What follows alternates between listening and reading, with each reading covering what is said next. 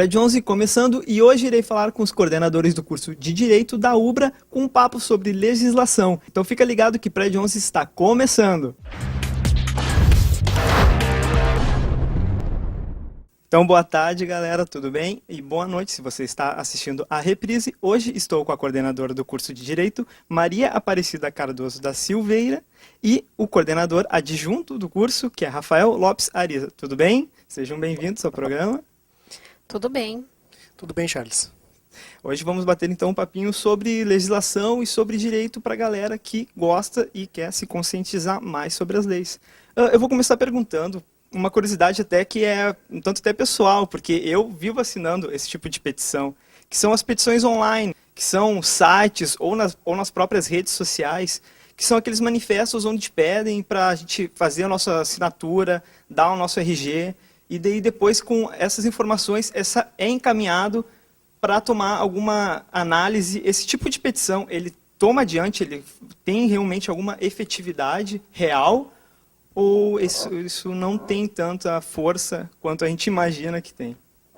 Na verdade, sob o aspecto jurídico, não tem o reconhecimento de ser uma petição estrito sensu, como se fala, né? Me parece mais um manifesto, um abaixo-assinado, que teria por finalidade o convencimento de algum órgão julgador, ou até propriamente do Ministério Público, sobre a classificação jurídica de um delito, ou até o convencimento sobre uma realidade fática diferente daquelas que se imagina estar acontecendo até aquele momento.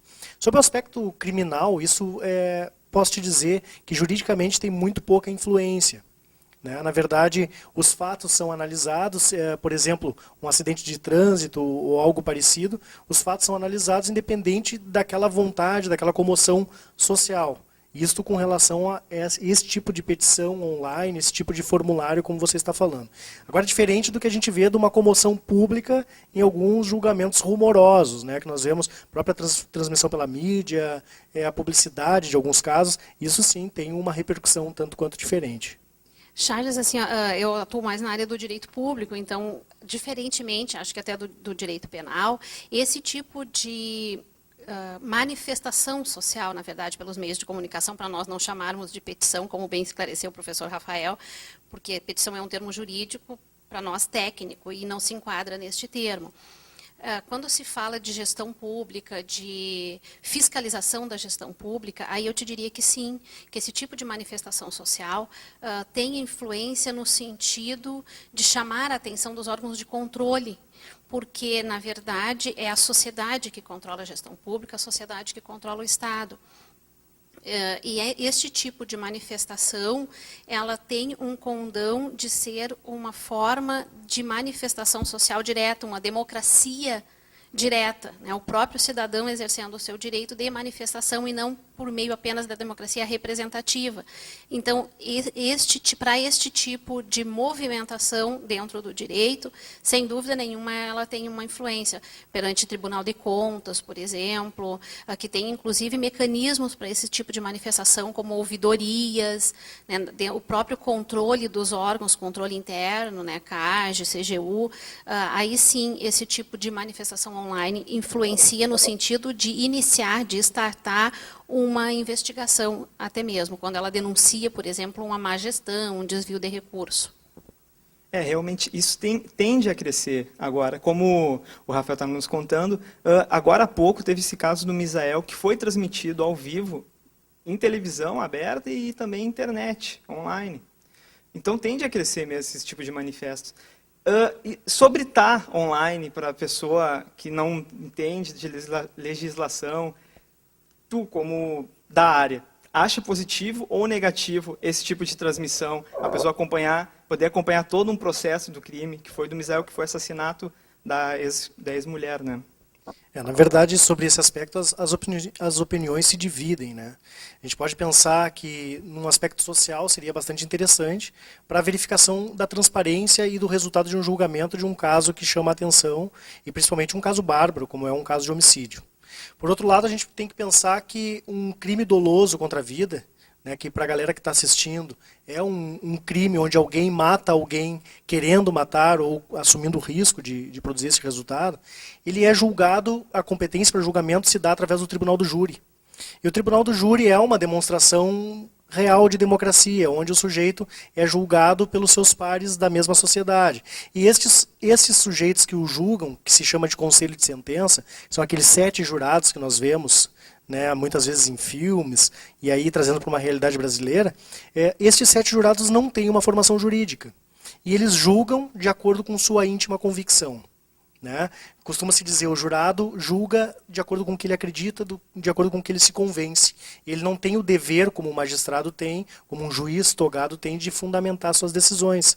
E desta forma, um julgamento público transmitido para todo aquele que quiser assistir, pode ter um lado negativo. Qual? Do jurado estar julgando não por sua íntima convicção, mas também para tentar agradar uma opinião pública, que espera um determinado resultado da sociedade. Se nós pegarmos o caso recente de julgamento do processo do Mensalão, a sociedade brasileira esperava uma conclusão desse julgamento, que na sua maioria foi alcançada pelos votos, principalmente do ministro Joaquim Barbosa e aqueles que o acompanharam. Ficariam muito decepcionados, eu acredito, se o resultado fosse diferente. E aí nós chegamos a um caso do Misael, e onde a sociedade espera notoriamente um resultado, e se o conselho de sentença, os jurados decidem de forma diferente, certamente frustraria o anseio social. Então tem um lado negativo, me parece, que pode induzir o conselho de sentença, pode induzir os jurados a uma solução que não é a melhor solução para o direito e para a causa, de acordo com as provas levantadas e apresentadas em plenário. Acredito que a Câmara poderia então influenciar, de eles saberem que estão sendo... Me parece que sim. Imagina, eu estou aqui para resolver um caso onde a sociedade espera uma solução, e eu já sei de antemão qual é esta solução, né? E eu vou decidir de acordo ou contrário ao que esta sociedade espera. Lembro que a convicção é minha. Eu, jurado, tenho o poder... Naquela hora é realmente o poder de decidir se absolvo ou condeno o réu. Agora veja como isso é complexo. Né? Enquanto um magistrado, para condenar alguém, tem que dizer por que está condenando, se você perguntar para um jurado por que tu condenou, ele pode responder assim, não te interessa, porque é de acordo com minha íntima convicção. Então veja o reflexo que isso pode ter na solução de um processo. Nem sempre pode ser dada a melhor solução de acordo com as provas do processo, pelo fato de estar sendo transmitido e assistido por uma mídia de massa. Eu assisti um pouco da transmissão e realmente parecia um filme mesmo. Me lembrou algumas cenas do Poderoso Chefão 3, até o advogado tentando convencer o júri lá. Foi realmente interessante para mim, que não entendo da área. A gente pode puxar analogicamente. Didático disso. Imagina assim, claro que o direito penal, a gente fala hoje, tem um caráter preventivo, né? Eu aplico uma pena, eu condeno alguém, e isto deve servir de exemplo à sociedade para que não incorra nas mesmas condutas, para que não tenha a mesma solução, ou seja, praticou um crime, vai receber uma pena. Né? Então, isto, claro, tem um caráter didático, como a professora Maria Aparecida está muito bem falando. Né? Ao passo que a sociedade pode presenciar o direito penal sendo aplicado, pode ter um caráter preventivo muito maior. Agora, a dúvida fica assim, esse direito penal foi corretamente aplicado ou foi influenciado pela mídia? Isso é um ponto a ser debatido e questionado.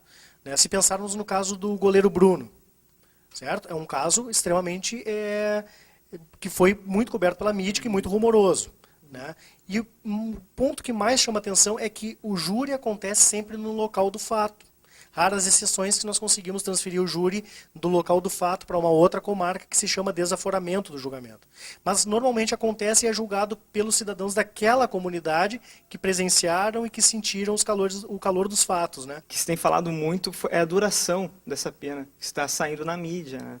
Não se sabe se é realmente essa que vai ser a decisão, mas 2 anos parece uma penalidade pequena, assim, até pelo fator pelo fato, né, todo. É que há de se esclarecer que não é uma pena de 2 anos, né? Ele foi condenado a uma pena superior a 20 anos. E o que acontece com o que está sendo publicizado dos 2 anos? O sistema de cumprimento da pena hoje no Brasil ele é um sistema progressivo, ou seja, o apenado ele sai do regime mais grave de acordo com o seu mérito, de acordo com o seu bom comportamento, e se direciona ao regime menos grave. Né? E isto já é uma política, uma ferramenta de ressocialização. Ele vai experimentando gradualmente, aos poucos, mais liberdade. Então, veja, ele estava preso preventivamente, ou seja, provisoriamente, já desde o início das investigações. Né? se eu não me engano, a período superior a 3 anos, inclusive. Hoje, nós podemos pensar que ele já ficou 3 anos preso, tem um histórico de trabalho dentro da casa prisional, e hoje o direito penal também tem. Hoje não, desde 1984 tem o Instituto da Remissão. O que é isso? Pelo trabalho ou pelo estudo, eu diminuo o tempo que me resta de cumprimento da pena, ou seja, eu demonstro que eu estou apto a alcançar um regime menos grave em um período inferior. Então, ao passo que ele praticou um crime que é considerado hediondo, um crime que é classificado já como um crime mais grave, mais reprovável, né? Ele já tem um grau maior, um requisito maior de tempo para progressão. No caso dele, que é primário, ele tem que cumprir no mínimo 2/5 da pena para progredir. Só que nesses 2/5 eu já vou abater o tempo que ele trabalhou e o tempo que ele estudou. Então é isso que acaba reduzindo substancialmente o período de reclusão em um regime fechado e garantindo o acesso a um regime semiaberto. Na verdade, não se trata de impunidade, não se trata de um benefício legal, se trata sim de um alcance, de um direito adquirido que o sujeito tem ao começar a cumprir sua pena e alcançar um bom comportamento e com trabalho. Então, na verdade, não é uma pena de 2 anos. É uma pena elevada, é uma pena alta que ele recebeu. Pensa que num crime que tem uma pena de 12 a 30 anos, a pena dele ficou situada acima dos 20 anos. Então é uma pena considerável. Só que, claro, eu não posso exigir que o sujeito cumpra hoje, já foi julgado inconstitucional, a pena na sua integralidade em regime fechado. Então ele vai ficar no regime fechado um período até que ele alcance o direito à progressão e assim por diante. Bom, eu tenho outras curiosidades sobre duração de pena e também ainda sobre esse caso Bruno, mas a gente vai falar então depois do intervalo, que agora vocês fiquem aí para mais papo com os coordenadores de direito. Até lá! Voltando de intervalo aqui com os coordenadores do curso de Direito. Rafael, vou voltar sobre o nosso papo sobre o caso Bruno. Eu tenho mais uma dúvida sobre esse caso. Da forma que ele foi, de uma maneira, digamos assim, meio sádica. O cara deu para comer para os animais, deu para comer para os cachorros, a mulher. Tem alguma diferença perante a lei quando uma pessoa faz assim uma coisa mais hedionda, assim, uma coisa mais, como disse, sádica, e o crime como se fosse só apenas o assassinato? Sem dúvida, o direito penal, as penas são previstas de acordo com o grau de reprovação de cada conduta, né? Uma coisa que, se é que existe alguma verdade em direito penal, é que nenhum crime é efetivamente igual ao outro. Então nós temos lá no próprio Código Penal uma previsão do crime de homicídio, que está no artigo 121, que seria um homicídio simples. Aquele que você está falando aí é alguém que mata alguém, né? E lá nós temos uma previsão de pena já de 6 a 20 anos. Agora, efetivamente, quando alguém mata de uma forma mais cruel, alguma forma mais repugnante, ou por um motivo fútil, né, ou usando um meio cruel, evidentemente o direito penal reprova de uma forma mais expressiva. Aí nós temos já uma pena que varia não de 6 a 20, mas de 12 a 30. Ao passo que um crime comum, nós temos uma progressão de regime, que é o que nós falávamos no bloco anterior, que o sujeito cumpre um tempo de pena, vai do regime fechado para o semiaberto, do semiaberto para o aberto, cumprindo 1/6 da pena. Se o crime for hediondo, ele vai ter que cumprir 2/5. E se o crime for hediondo e ele é reincidente, ou seja, ele já teve uma condenação com trânsito em julgado anterior, ele tem que cumprir 3/5. Então, veja, dependendo da gravidade do delito e um rol específico determinado pelo próprio legislador, ele tem que acabar cumprindo outros requisitos para alcançar os benefícios legais. Hoje, na legislação brasileira, qual é a pena máxima que nós temos? Na verdade, a maior pena que nós temos no ordenamento jurídico é do crime de latrocínio, aquele conhecido matar para roubar, né? Lá nós temos uma previsão de pena de 20 a 30 anos. Tá? Mas no concurso de crimes, ou seja, para a galera entender, quando o sujeito pratica vários crimes ao mesmo tempo, onde as penas poderiam ser somadas, não há um limite de fixação de pena. Né? Nós temos casos que o sujeito computa aí 200, 300 anos de pena a cumprir. Certo? Porém, na legislação existe uma limitação de tempo de prisão, de tempo de cumprimento de pena. E hoje, constitucionalmente falando, é previsto em 30 anos. Mas, num caso, por exemplo, vamos citar um caso emblemático, Fernandinho Beiramar. Ele soma muitos anos de pena. Certamente ele ficará seus 30 anos e terá que ser colocado em liberdade. Isto é um caso que nós veremos. Temos outros casos que não são de pena, mas são de medida de segurança, quando o sujeito é inimputável. Tivemos um caso bastante notório há pouco tempo, que foi do bandido da luz vermelha, né, que ficou 30 anos. Estava lembrando disso, inclusive, que ele chegou a cumprir o final da pena e ser liberado. Na verdade, da medida de segurança, ele ficou 30 anos internado num instituto psiquiátrico, num sanatório judiciário, e ao fim dos 30 anos ele teve que ser liberado pelo período de 30 anos. Comentou, Rafael, do Bandido da Luz Vermelha, que ele saiu, cumpriu apenas os 30 anos, saiu, e houve o caso que ele foi assassinado em seguida. Então, minha pergunta é sobre a reintegração para a sociedade de uma pessoa que sofre, que exerce crimes assim. Até o próprio Bruno, ou o próprio Bruno, que vai cumprir a pena dele e depois tem que se reintegrar à sociedade. Na verdade, são duas circunstâncias diferentes que acabam tendo a mesma consequência, né? Porque hoje falar de ressocialização, que seria uma das finalidades tanto da pena quanto da medida de segurança como tratamento médico, isso é complexo por quê? Quais medidas o Estado promove para a reinserção deste sujeito à sociedade? O grande debate onde é que reside? Para qual sociedade eu vou querer prepará-lo? Onde eu vou querer reinseri-lo? É na sociedade que ele saiu? Ou é na sociedade ideal que eu enxergo e que eu vejo como ideal para reinserir este sujeito? Partindo de uma premissa de que o Estado não tem o direito de mudar o sujeito. Tem o direito, sim, de aplicar uma pena quando ele vem a ferir o direito de outrem, tem, mas não tem o direito de mudá-lo. Como falar que o Estado estaria ressocializando este sujeito, né? É bom ressaltar que cumpriu 30 anos de medida de segurança, um tratamento médico de saúde. Compulsoriamente ele teve que ser afastado do sanatório porque alcançou o prazo de 30 anos. E, infelizmente, pouco depois ele veio a ser morto em um bar, nas redondezas de onde ele residia, né, demonstrando efetivamente que talvez não houvesse alcançado a medida de segurança a sua finalidade, que seria a cura da doença mental que ele possuía e a sua periculosidade. Então, chega um ponto que esses 30 anos, no caso da medida de segurança, é o Estado desistindo de tentar recuperar o doente mental que vem a apresentar um nível de periculosidade.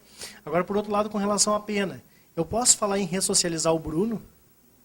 Né? Parece contraditório. O Bruno é alguém que era um ídolo para muitos e para outros continua sendo, que possuía um salário invejável para muitos.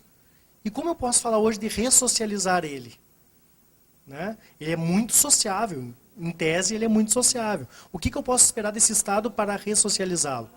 Então, é um debate que se estende. É um debate muito complexo. Efetivamente, a sociedade não está preparada para receber o ex-preso e não está preparada para receber o ex-interno da medida de segurança.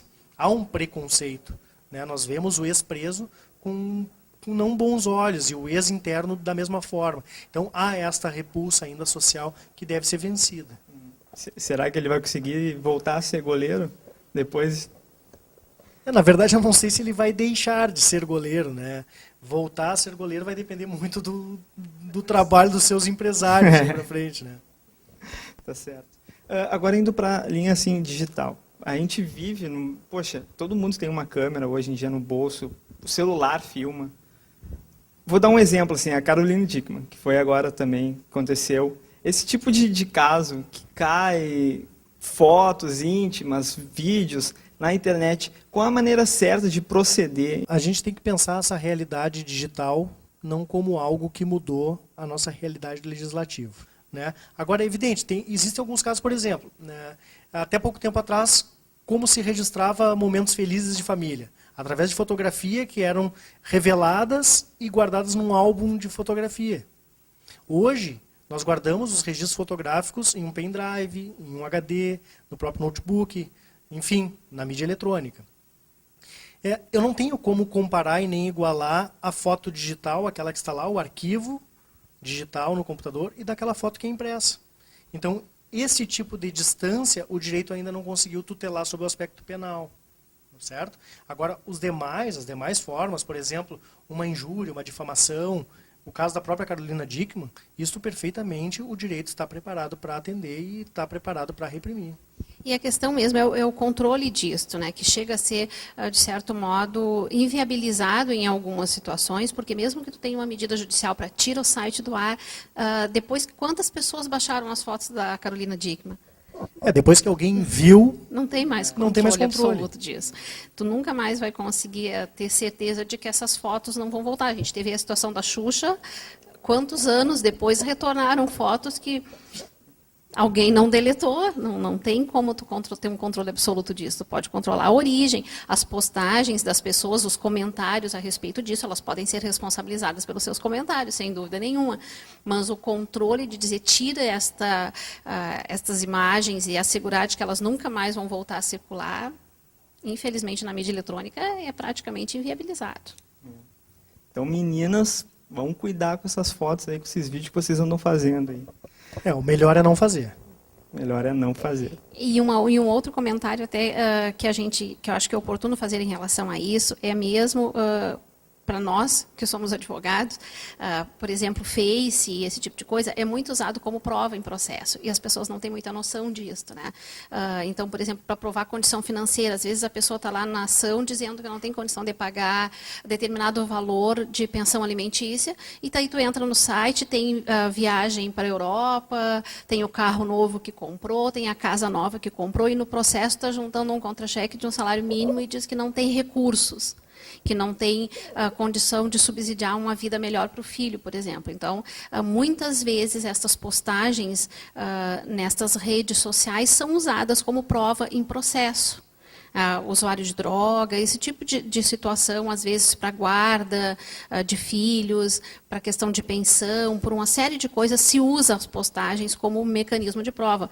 Nos escritórios, às vezes, as pessoas têm até mesmo especialistas em informática para fazer esse tipo de levantamento, patrimônio, comportamento. Então, pensem que qualquer postagem pode ser usada como prova. A própria Polícia Federal hoje tem, tanto a Polícia Federal quanto a Polícia Estadual, tem inúmeros delegados e peritos especialistas na área de informática, evidentemente, para buscar as provas necessárias para estes eventos. Então, o Estado está correndo atrás e está se especializando da mesma forma como o sujeito da sociedade tem evoluído e procurado os meios eletrônicos. Então tá, queria agradecer, muito obrigado, foi um papo muito bacana, espero que vocês tenham gostado. Sejam bem-vindos para vir bater mais um papo sobre o que está rolando, o que está acontecendo, para o pessoal ficar ligado, que é importante e é bacana. Muito obrigado, mais uma vez. Nós é que agradecemos a oportunidade, né, e as portas do curso de Direito estão abertas, né, inúmeras atividades estão acontecendo, e a comunidade, a galera aí está convidada para vir conhecer a UBRA, para vir conhecer o nosso curso de Direito. As nossas atividades também interdisciplinar com assuntos como hoje, né, direito e justiça desportiva, procurando fazer essa transversalidade do direito. A gente tem promovido oficinas e alguns eventos, e sempre divulgado no nosso site do curso, nos nossos murais, e a galera está convidada a participar. São abertas ao público em geral, não limitado aos nossos alunos. Então, procurem participar e conhecer um pouquinho mais do nosso curso. E vocês acessem o Facebook do Prédio 11, que é facebook.com/Prédio 11, para ver esse programa online e outros, além de promoções. Obrigado mais uma vez. Obrigado, Rafael. Obrigado, Maria. Até a próxima. Até sábado que vem. Tchau.